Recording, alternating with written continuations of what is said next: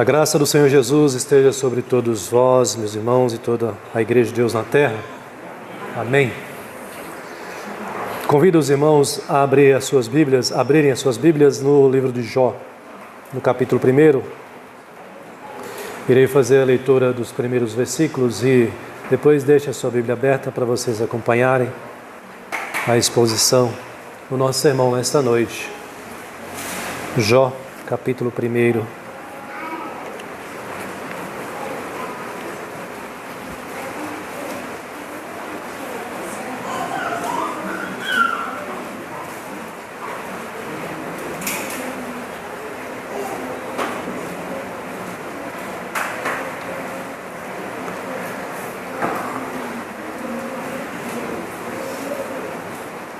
Os irmãos encontraram. Esse é um momento especial. O culto a Deus é um culto especial, né? É um culto que Deus exige de nós toda reverência, todo temor a Ele. E eu penso que nós precisamos aprender mais sobre como prestar reverência a Deus quando nos dirigimos à casa do Senhor e nos prepararmos mentalmente e emocionalmente também, nosso coração, para virmos com um coração reverente, temente ao nosso Deus e de fato nos concentrarmos em adoração ao Senhor. As nossas crianças já aprendem isso e devem aprender isso desde pequenininhos. Os pais já devem ensinar desde pequenininhos a adorar e bendizer ao Senhor com reverência no culto, na igreja, e nós adultos também devemos ter o coração assim contrito. E especialmente na exposição da palavra, eu peço que você faça um esforço dobrado agora, sua mente e coração, evite ficar saindo do templo para não atrapalhar também o seu irmão que está do lado e você também não deixar de ser abençoado pela palavra do Senhor nesta noite. Então, faça um esforço, um tempo breve, não é um tempo muito longo de culto e tão somente também da pregação. Nós conseguimos fazer isso e tente entender o que Deus quer falar com você nesta noite, através da sua palavra, através desse sermão. Amém. Jó capítulo 1, versículos de 1 a 5, nos diz assim a palavra do Senhor, que havia um homem na terra de Uz, cujo nome era Jó, homem íntegro e reto, temente a Deus e que se desviava do mal. Nasceram-lhe 7 filhos e 3 filhas, possuía 7.000 ovelhas, 3.000 camelos, 500 juntas de bois, 500 jumentas.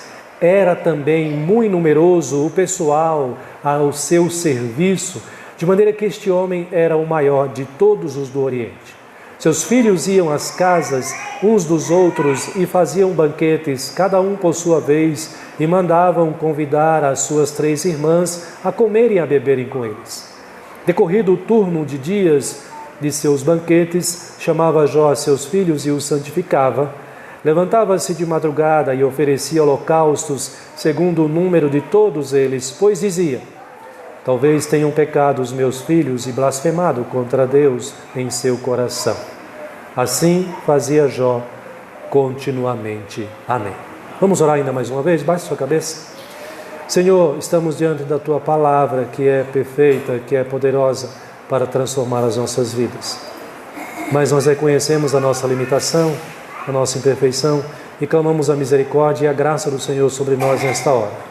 Fala conosco, Senhor Deus. Nos ensine através da Tua Palavra nesta hora aqui. Dá-nos um coração disposto, coração sedento pela Tua Palavra, em nome de Jesus Cristo. Amém. Meus irmãos, o livro de Jó é um livro que traz, talvez aqui, uma das histórias mais antigas, que é a história de Jó. A história de Jó é situada na história pelos teólogos como um contexto próximo lá ao contexto dos patriarcas Abraão, Isaac e Jacó, dado algumas informações que são trazidas aqui no livro de Jó. Então, o contexto de vida de Jó, dizem alguns teólogos, se assemelha ao contexto de vida de Abraão, Isaac e Jacó. Por isso, então, eles entendem que o contexto no qual Jó está inserido é próximo ao dos pais da fé, aos patriarcas, estes 3, como eu citei, para os irmãos. Mas o livro foi escrito também, é bem antigo, no final do 5º século e início do 4º século antes de Cristo Jesus. Portanto, 400 anos antes de Cristo, provavelmente foi escrito esse livro. Não há uma data certa. Eu quero dizer para os irmãos, então, que esse livro que nós temos aqui é um dos livros mais antigos das Escrituras Sagradas. Mas nem por isso ele perde o seu brilho. Nem por isso a narrativa, o ensinamento que é apresentado nesse livro aqui, ele se perdeu. Muito ao contrário. É um livro riquíssimo, é um livro muito belo, é um livro que nos traz um ensinamento precioso da parte do Senhor. Ele traz esse relato a respeito da fidelidade de Jó a Deus. E a questão central aqui, irmãos, para vocês se situarem no livro de Jó, a questão central que nos ensina, que nos apresenta o autor, que também não se sabe quem foi o autor de Jó, quem escreveu o livro de Jó, mas a questão central é: qual a motivação pela qual Jó adora a Deus, é fiel ao Senhor? O que motiva Jó a temer a Deus, a ser fiel a Deus? Essa pergunta é uma pergunta relevante para vocês também, para cada um de nós aqui também. O que nos motiva a adorar a Deus? O que nos motiva a abandonar este mundo, as coisas deste mundo, o viver mundano, para adorarmos ao Senhor e termos um viver cristão? O que está por trás da nossa decisão de sermos crentes, de sermos cristãos? Qual é a motivação mais importante? Então, o livro trabalha essa questão central e discute sob essa perspectiva. Jó é fiel a Deus, porque Deus o enriqueceu. Jó é fiel a Deus, porque Deus protege os seus bens, protege a sua família e o engrandeceu de tal maneira que o relato diz que ele é o maior, ou era o maior dos do Oriente. Ou Jó teme a Deus, ama o Senhor, é fiel a Ele, ou pelo que Deus é e não pelo que Deus lhe dá. Essa pergunta você deve trazer também para o seu coração e para a sua mente. O que faz você estar aqui nesta noite? O que faz você vir para os cultos todos os domingos? O que faz você sair da sua casa e estar na igreja? O que faz você dizer para as pessoas que você é crente? Qual a motivação que está por trás disso? Medo de ir para o inferno? Medo de ser condenado pela justiça de Deus? Talvez porque você foi criado na igreja presbiteriana desde pequenininho? Ou porque você realmente conhece a Deus? Você teme a Deus, é fiel a Deus e ama a Deus pelo que Deus é ou pelo que Deus tem feito na sua vida. Nós cantamos aqui os cânticos, o hino também, o hino 177 retrata isso também, a bondade de Deus, as bênçãos de Deus. Deus tem nos abençoado, Deus tem nos enriquecido com a sua graça, com a sua bondade, com as coisas também materiais deste mundo. Pelo que me consta, não temos ninguém entre nós que mora debaixo da ponte. Todos têm a sua casa, todos têm o seu sustento, todos têm a sua família, o seu lar. Deus tem abençoado grandemente as nossas vidas. É por isso que nós somos cristãos, é por isso que nós amamos a Deus, é porque temos recebido algo em troca. Queridos, essa é a questão que está por trás aqui. O livro de Jó apresenta Jó para nós como sendo este servo fiel do Senhor. No capítulo 1, a parte que eu já li e todos os versículos que dão sequência também, apresenta para nós Jó como sendo um homem piedoso. E é interessante porque quem traz essa informação é o próprio Deus. Deus dá esse testemunho a respeito de Jó. Viste o meu servo Jó? Não há ninguém na terra fiel como ele, um homem íntegro, temente a Deus, desvia-se do mal. Então Jó é apresentado como um homem fiel, um pai devoto, um pai zeloso, um marido fiel e o adorador de Yahvé, do Deus dos deuses e do Senhor dos senhores.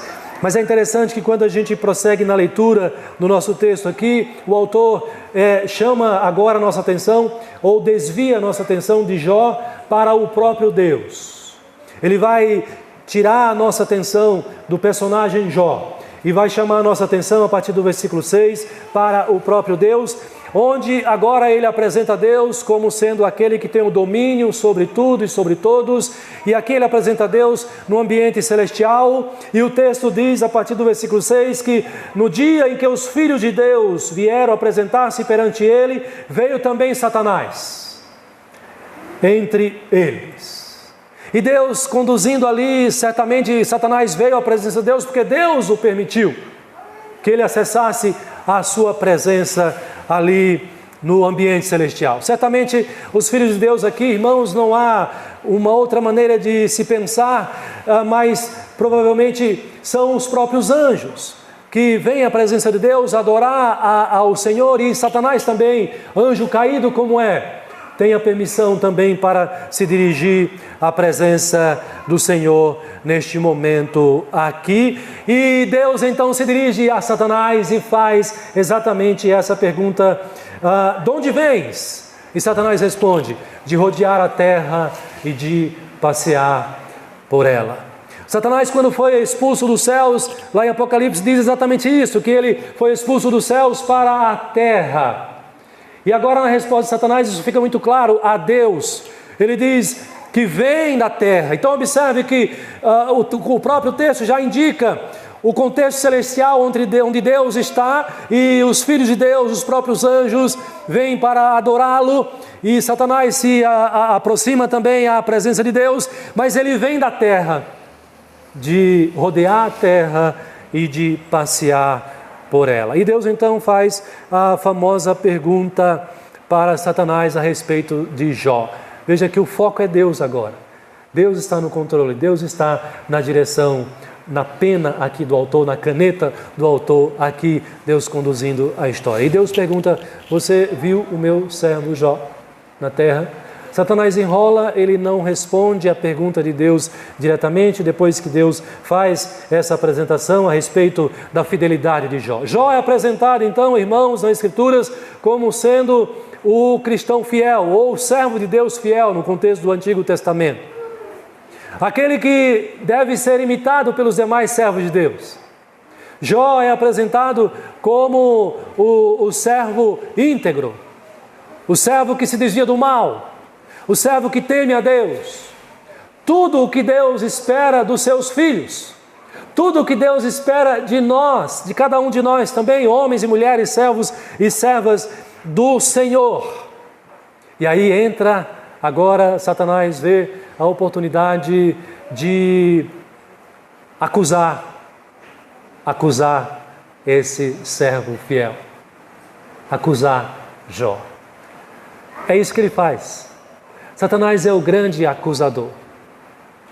E o texto então mostra para nós, nos versículos seguintes, que Satanás vai levantar exatamente essa dúvida, que não é para Deus, mas é para a base da acusação do próprio Satanás, fazendo essa pergunta a Deus. E a pergunta, resumidamente, consiste nisto: Deus, Jó te adora de fato porque ele te ama, ou porque o Senhor tem abençoado grandemente a sua vida?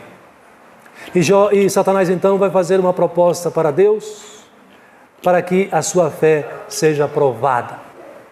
E Satanás então diz para Deus: prova se Jó é fiel a ti, tira tudo que ele tem. Tira tudo que ele tem, e tu verás que ele vai blasfemar contra ti. A palavra blasfemar aqui tem o mesmo sentido de amaldiçoar. Tira tudo o que Jó tem e ele, ao invés de te adorar, ao invés de te exaltar, ele vai te amaldiçoar. E Deus então diz: Jó está em tuas mãos, vai, tire tudo que ele tem. E de fato, irmãos, em um único dia, Jó, que era o homem mais rico do Oriente, no seu contexto aqui, Jó, que tinha 7.000 camelos, 3.000 juntas de bois, 500 jumentas, 3.000 camelos, 500 jumentas, 500 juntas de bois. Jó, que tinha uma riqueza, que tinha empregados, muitos empregados ao seu serviço. Jó, que tinha 10 filhos. O texto diz, e você conhece, ele perdeu tudo em um único dia. A fé de Jó, a fidelidade de Jó está sendo provada, está sendo testada. E qual foi a resposta de Jó diante dessa provação, meus irmãos, diante não só da acusação, mas também da aprovação do próprio Satanás, autorizada pelo próprio Deus? O texto nos diz lá no versículo 20 que Jó se levantou, rasgou o seu manto, rapou a sua cabeça e lançou-se por terra e adorou. Aqui é a reação de alguém que foi acometido por uma desgraça terrível. Mas é a posição e a reação de humildade de alguém, de sujeição àquele que dirige todas as coisas, que é o próprio Deus. Veja que na sequência do texto, Jó vai ser aprovado na sua aprovação.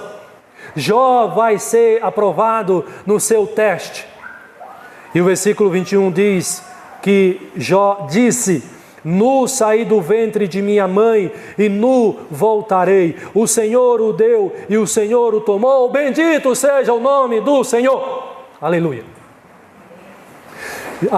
Jó foi provado. A sua fidelidade foi testada e foi aprovada. Mas esse foi o primeiro teste. Essa foi a primeira prova. Satanás não se deu por satisfeito. E o texto prossegue. E no capítulo 2, irmãos, nos diz que num dia seguinte ou num outro dia, a mesma cena se repete, o dia em que os filhos de Deus se reúnem e vêm à presença do Senhor para adorar ao Senhor. Novamente veio Satanás entre eles apresentar-se perante o Senhor. E o Senhor replica então para Satanás e diz: vixe, o meu servo Jó, você me intentou acusá-lo e a prová-lo sem motivo, mas ele permanece fiel. Ele permanece fiel. Satanás é audacioso, ele é astuto, ele não se contém. E é isso que ele faz com a vida de Jó, e é o que ele sabe fazer. E ele novamente instiga Deus para que teste mais uma vez, só que um teste mais avançado agora na vida de Jó, para testar a sua fidelidade e a fé de Jó. E o texto prossegue, e você conhece também a história, e Satanás vai dizer então para o Senhor tocar na vida de Jó, tocar na saúde de Jó. E as palavras de Satanás aqui são muito fortes, irmãos. E interessante da gente poder destacar aqui, quando ele diz assim: pele por pele, versículo 4 do capítulo 2, pele por pele, e tudo quanto o homem tem dará pela sua vida. De fato, muitos fazem isso. Diante da ameaça da morte, diante do risco da morte, sob a mira de um revólver, sob a mira de uma arma, onde a sua vida está sendo posta ali em risco, muitos fazem o que for preciso para que a sua vida seja poupada. É por isso que Satanás diz pele por pele, ou seja, ele se baseia aqui na antiga lei, que era olho por olho, dente por dente. Mas Deus diz novamente para Satanás: ele está em tuas mãos, mas poupe-lhe a vida.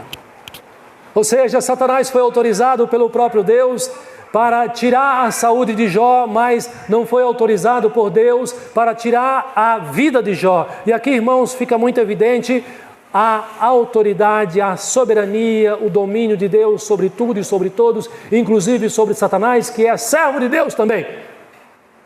Porque essa aprovação aqui é para a glória de Deus e a propagação da sua lei, da sua palavra neste mundo aqui.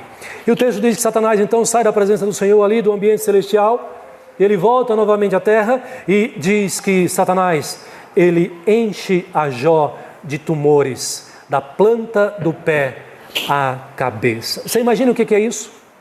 Alguém com o seu corpo todo cheio de feridas, de tumores, que saía dos tumores pus, que exalava mau cheiro, um odor terrível. E por isso mesmo o texto diz que Jó, ele agora se acha na rua, se acha em público, se acha prostrado e sozinho. Cadê os seus amigos? Cadê os seus parentes? Cadê a sua esposa? Ele diz que foi abandonado pelos seus melhores amigos, pelos seus irmãos, porque o estado de Jó é lastimável, é deplorável.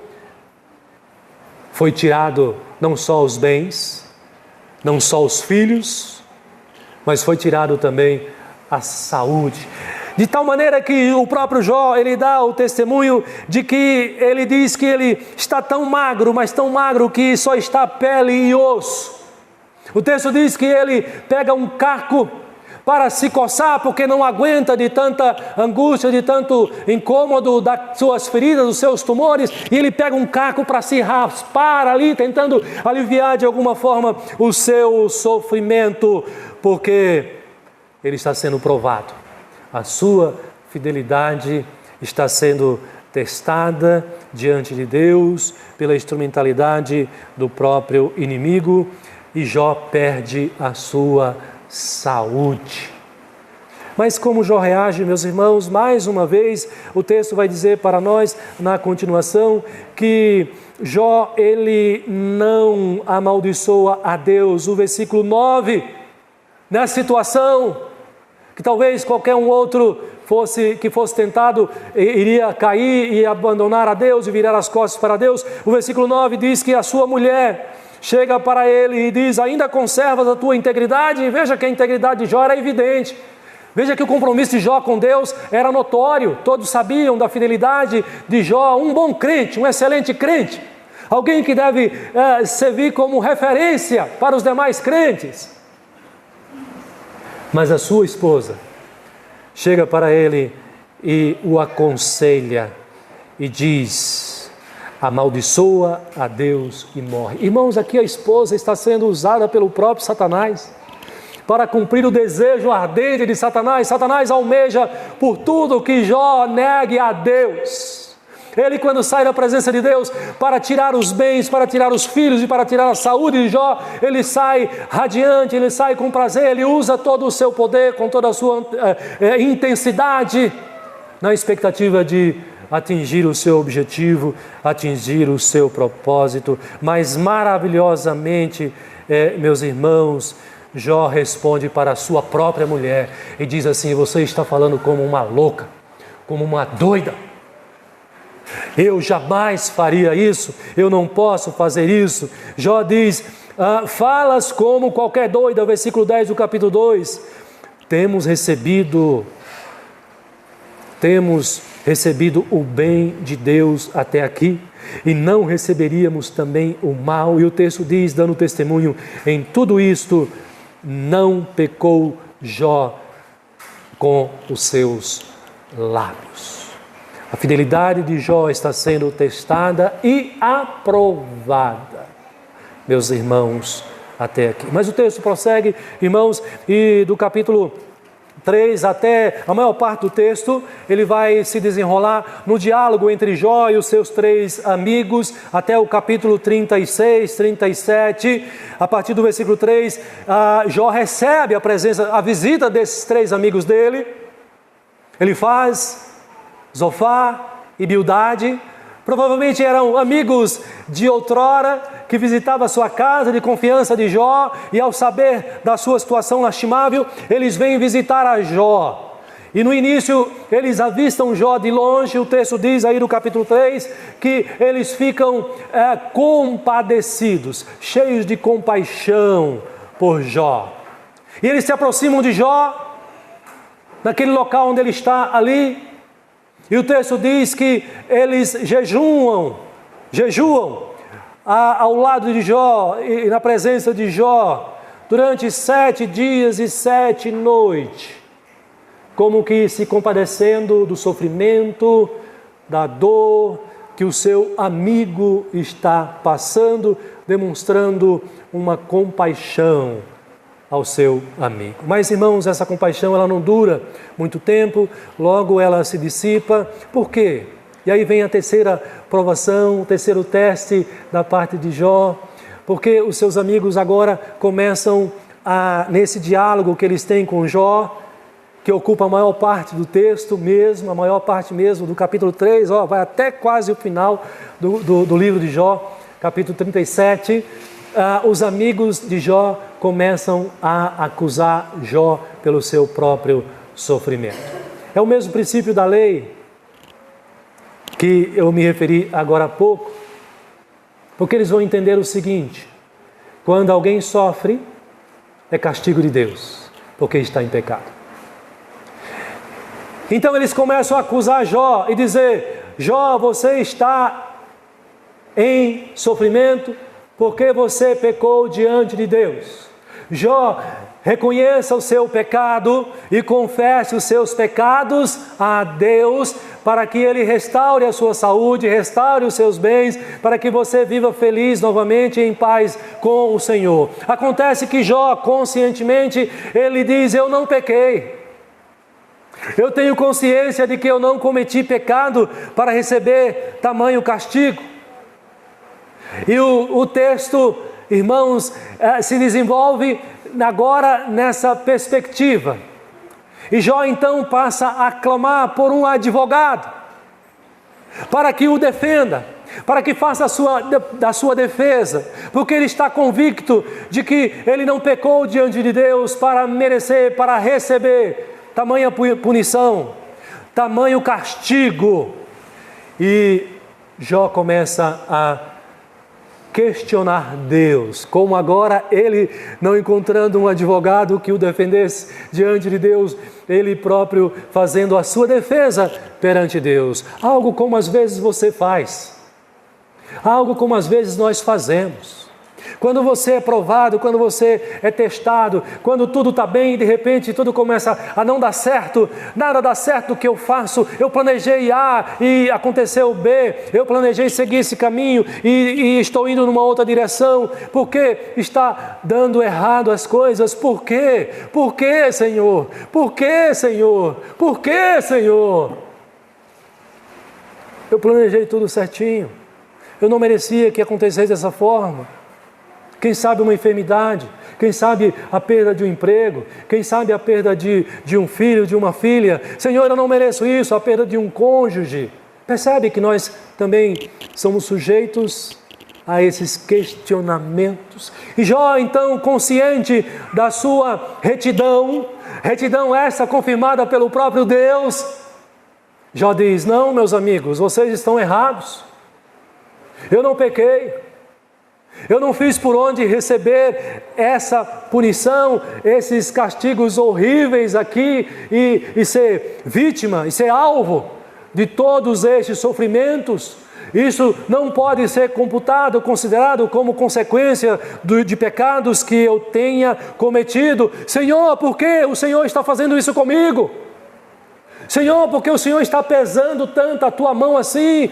Jó começa a levantar questionamentos, questionar Deus na sua vontade, na sua direção sobre a vida do seu próprio filho, a vida dele próprio, a vida de Jó.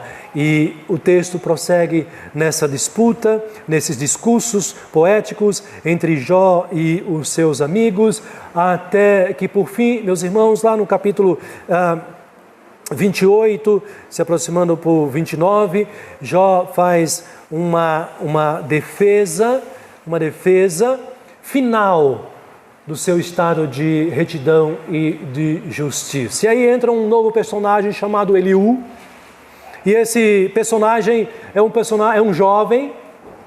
Ele mesmo diz isso, que é muito mais novo do que Jó, do que seus amigos, e ele pede licença para falar, e na verdade ele vem para repreender os amigos de Jó e ao próprio Jó também. Ele traz uma repreensão ali dura contra Jó, seus questionamentos que faz a Deus, e também os seus amigos por estarem acusando Jó sem um fundamento de que ele é culpado pelo seu próprio sofrimento. Meus irmãos, apesar disso ser tão antigo, ainda nos nossos dias, no nosso contexto hoje, é possível disso acontecer e às vezes acontece.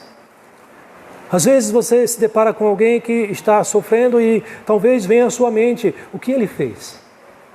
Ele deve ter cometido um pecado horrível para estar passando por isso. Mas eu quero falar uma coisa para você, nem sempre os tormentos desta vida, os sofrimentos desta vida, significa resultado imediato dos nossos pecados. Foi o caso de Jó. Jó não estava sofrendo porque ele pecou. Jó estava sendo provado pelo próprio Deus.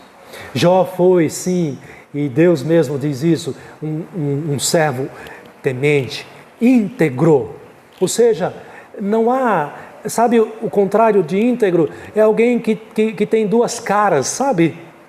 Jó é íntegro na sua fé, ele diz que teme a Deus e ele teme a Deus de verdade. Ele se desvia do mal, Deus diz isso, ele se desvia do mal de verdade. Então ele é um servo fiel ao Senhor e Deus está confirmando isso aqui para Satanás e ficou registrado no próprio texto para o nosso conhecimento, a nossa ciência também. Então nem sempre o sofrimento pelos quais nós passamos é resultado direto do nosso pecado, mas muitas vezes o sofrimento está sendo usado pelo próprio Deus para provar a nossa fé. E apesar de Jó ser esse servo tão comprometido, de uma fé e de uma consagração invejável, ele não sabia tudo ainda. Ele tinha muito o que aprender. E é por isso que Deus o submete à provação. É por isso que a sua fidelidade está sendo testada. Porque não existe nível de crescimento espiritual nessa vida aqui que você diga assim, basta, eu já sei tudo, eu já sou o melhor crente da terra. Deus quer que nós cresçamos cada vez mais e há sempre espaço para você amadurecer na sua fé, crescer em Cristo Jesus, na graça, na palavra do Senhor. E Jó precisava desse crescimento. É por isso que ele está sendo provado, é por isso que ele está sendo testado, irmãos. E então, quando nós chegamos lá para o capítulo 42, já 41, aliás, um pouquinho antes ainda, o capítulo 38, 39 até o 41, Deus vem à presença de Jó. Deus se revela, Deus fala a Jó. E o texto diz que, de repente, num redemoinho, Deus fala com Jó. Será que Deus agora traz a resposta que Jó tanto almeja? A pergunta é, Senhor, por que eu estou sofrendo tanto? Senhor, por que o Senhor me faz sofrer tanto? Veja que Jó tinha consciência de que era Deus que estava fazendo ele sofrer. De que era pela mão de Deus todo o sofrimento. E ele quer respostas. Ele está inconformado com o seu sofrimento. Mas quando Deus se apresenta para Jó, Deus não traz a resposta que Jó quer ouvir. Deus se apresenta para Jó para confrontar Jó pelos seus questionamentos. E o texto diz que Deus se apresenta para Jó e diz assim, quem é aquele que obscurece o meu conhecimento? Quem é aquele que quer como que obscurecer toda a minha sabedoria, todo o meu conhecimento? Jó, quem você pensa que é, Jó? E aí então Deus chama Jó para esse confronto. E Deus começa a questionar, Jó, onde você estava, Jó? Quando eu criei as coisas. Jó, você já era nascido, Jó, quando eu pus os limites ao mar. Jó, você já tinha o conhecimento, toda a sabedoria, quando eu fui pondo limites e criando todas as coisas. Jó, observe os animais. Quem é que dá alimento para eles? E até comentava com a Rose, um texto que me chamou a atenção no livro de Jó, que fala sobre o avestruz ou avestruz. E vocês conhecem essa ave? Creio que é assim classificada. E o texto chama a atenção porque vai dizer que esse tipo de animal, ele é um animal tranquilo, sossegado, porque ele não tem preocupações. E o texto diz que ele põe os seus ovos, choca os seus filhos e os abandona, fica por conta. E o texto diz que ele é assim porque Deus não o revestiu de sabedoria, por isso que ele é despreocupado assim. Percebe a relação que faz com a sabedoria? Então, se você tem muita preocupação, muito zelo, muito cuidado, Deus te deu muita sabedoria, né? Para saber viver e cuidar das coisas, né? Com relação ao avestruz, ele está dizendo, olha, ele é despreocupado, ele é tranquilo, ele não se preocupa, ele está nem aí. Filhos que se virem. E por que Deus está dizendo isso? Deus está dizendo isso assim para chamar a atenção. Jó, quem é que cuida dos filhotes aqui? Quem é que dá alimentos para ele? É você, Jó? Ou sou eu, Jó? Percebe, irmãos, que a partir do capítulo 38, Deus está confrontando Jó. Percebe, irmãos, que Deus, a partir desses capítulos aqui, está dando uma oportunidade extraordinária de conhecimento para Jó a respeito desse Deus que ele ama, que ele tem sido fiel até aqui, mas que ele tinha até então um conhecimento limitado desse próprio Deus. Deus está se revelando para Jó e dando a ele a oportunidade dele conhecer a Deus mais profundamente nessa confrontação que ele faz de Jó. Jó, você diz que você é justo, que você é reto, Jó, que é injusto e que eu estou sendo injusto fazendo isso com você, Jó. Se ponha no seu lugar, porque agora eu estou te mostrando quem eu sou, ou pelo menos parte de quem eu sou. Meus irmãos, e é fantástico isso, não é? E ele usa um outro exemplo e diz, olha, veja o crocodilo, Jó. Devia ser o crocodilo do Nilo. Um dos animais mais fortes, mais poderosos. E Deus diz assim, Jó, você que já existia desde antigamente, você que tem todo esse conhecimento, Jó, o crocodilo, alguém é capaz de colocar o anzol nele e dominá-lo? E fazer com que ele siga essa pessoa, ou você, por onde quer que você o leve? Não, Jó, porque eu o criei assim, com todo este poder. Meus irmãos, isso é extraordinário, porque ao final, quando a gente chega lá no capítulo 42, a partir do versículo 7, a gente vai ter ali uma declaração fantástica de Jó, que é o texto conhecido de todos nós. Jó vai dizer para o Senhor, bem sei que tudo podes, nenhum dos teus planos pode ser frustrados, e na sequência ele vai dizer, eu te conhecia só de ouvir, mas agora os meus olhos te veem. Um pouco antes ele diz, Senhor, eu me arrependo no pó e na cinza. Eu falei do que não conhecia, uma vez, duas vezes, mas agora não falo mais. Diante do conhecimento tão profundo agora, o mais profundo de Deus, Jó reconhece a sua limitação, reconhece a sua pequenez diante do Senhor. Ele reconhece que ele não deveria ter resistido à aprovação de Deus por tanto tempo ou em nenhum momento. E ele deveria ter dito, Senhor, se o Senhor quer isso para a minha vida, seja feita a tua vontade. Se é o sofrimento que o Senhor preparou, se o Senhor preparou tirar de mim os meus bens, tirar de mim os meus filhos, tirar de mim a minha saúde, afastar de mim os meus amigos, ser acusado por eles, se isso tudo vem do Senhor, é aprovação do Senhor, Senhor, eu me arrependo. No pó e na cinza ponho a minha boca, a minha mão sobre a minha boca.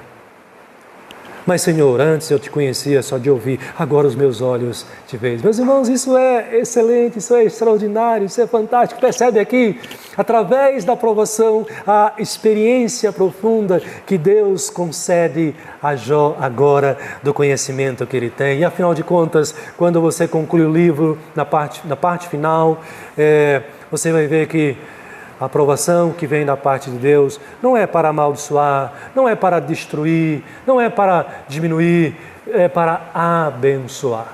E Jó foi testado e aprovado.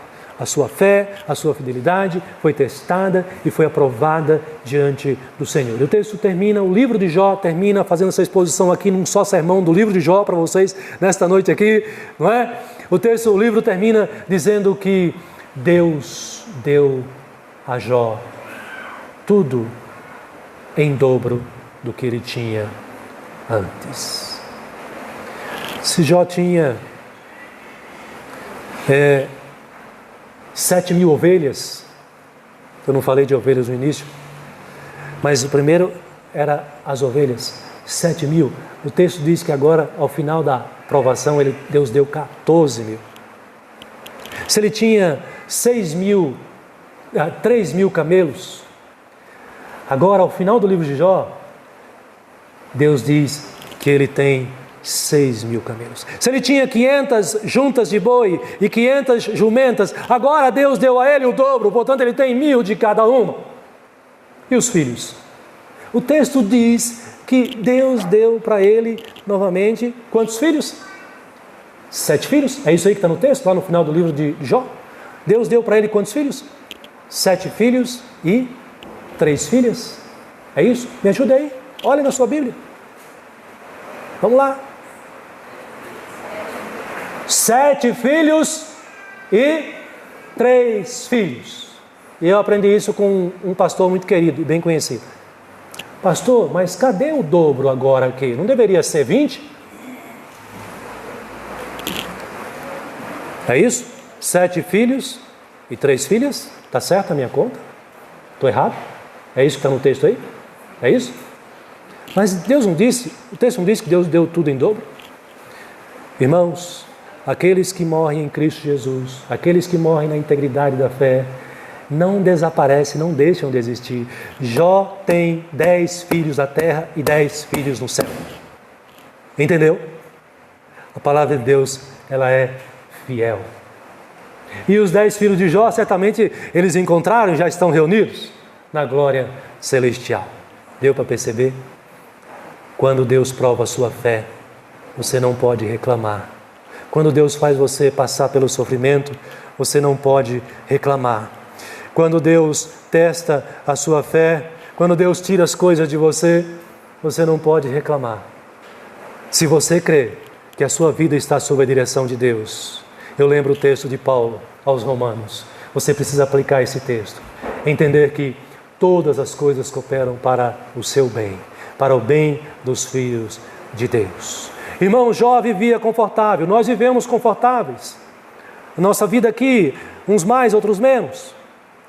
Pastor, mas eu não vivo tão confortável assim, mas poderia ser pior. Pode ser pior se Deus resolver provar você e tirar ainda o pouco conforto que você tem. Como você vai reagir? Reclamando, questionando diante do Senhor, ou crendo, entendendo que Deus está no controle da tua vida. Você tem os seus filhos, a sua família. Se Deus tira um aqui, outro ali, ou se de repente tira tudo, o que você vai fazer? Ficar desesperado? Não, porque você é um crente, a sua fé, a sua vida está entregue aos pés do Senhor. Não importa o que aconteça. Você tem saúde. E se Deus tira a saúde, você fica à beira da morte. O salmista diz, né? Ainda que eu ande pelo vale da sombra da morte, não temerei. Irmãos, o meu ponto aqui nesta noite é este. Você e eu somos cristãos, somos servos de Deus como Jó foi. E neste mundo nós somos provados. A sua fé é provada. A sua fidelidade a Deus é provada. Não que Deus duvide da sua fé, porque afinal de contas, Ele é quem deu a fé para você crer nele, percebe? É isso que a Bíblia ensina. Então Deus não tem motivo para duvidar da sua fé. Por que então, pastor, Deus me prova? Para que você cresça espiritualmente, para que você cresça nessa fé diante do Senhor. Assim como Jó, ao final de ser provado, ele teve tudo em dobro. Não é que você vai ter tudo em dobro, mas isso aqui é uma referência para você entender o seguinte: quando provado, e se você vive a sua vida neste mundo aqui como um crente fiel a Deus, como um crente que teme a Deus, como um crente que se desvia do mal, como um crente que é íntegro na sua vida cristã, não é falso, na igreja é um bom crente, mas no mundo lá é outra pessoa. Isso não é um crente de verdade. Mas se você é um cristão, genuinamente, saiba que quando Deus te prova, é porque Ele quer que você cresça cada vez mais na presença dEle, na fé, na graça, no conhecimento do Senhor. Significa que a aprovação da parte de Deus é para abençoar a sua vida. Jó foi tremendamente abençoado, ele foi provado.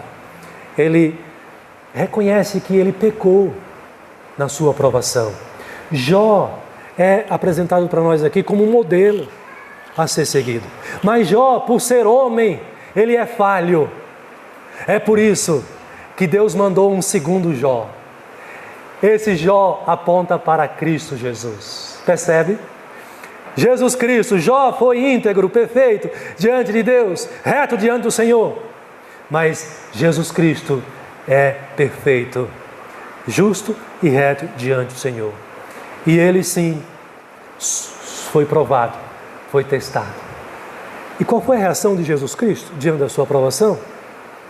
Isaías já dá o testemunho, Isaías dá a resposta. Jesus Cristo foi levado como um cordeiro mudo para o matadouro. Ele foi levado como um cordeiro mudo para o matadouro. Jesus Cristo, o novo Jó, ou o segundo Jó, ao saber que ia ser crucificado, sabendo que ia ser crucificado, no Getsêmani, ele ora a Deus. Mas ele não ora questionando a Deus como fez Jó. Ele ora a Deus e diz: Senhor, eu estou sofrendo muito, meu Pai. Está muito pesado este cálice, Senhor. Pai, passa de mim este cálice. Contudo, não seja feita a minha vontade, mas a tua vontade. Irmãos, nós somos chamados para olhar para Jó, mas muito mais do que olhar para Jó, nós somos chamados para olhar para Cristo e imitar a Cristo. E você e eu, especialmente quando formos provados, nós seguirmos o exemplo do nosso Senhor e Salvador, Jesus Cristo, que veio sofrer e morrer na cruz por nós. E Deus, quando nos prova, é porque Ele quer nos aperfeiçoar e fazer-nos crescer na sua graça a cada dia. Então, não reclame se a coisa hoje está feia. Não reclame se você hoje está com dores. A Bíblia diz que em tudo dai graças, porque esta é a vontade de Deus em Cristo Jesus. Que Ele aplique essa palavra ao seu coração, meu irmão, minha irmã, nesta noite. Amém.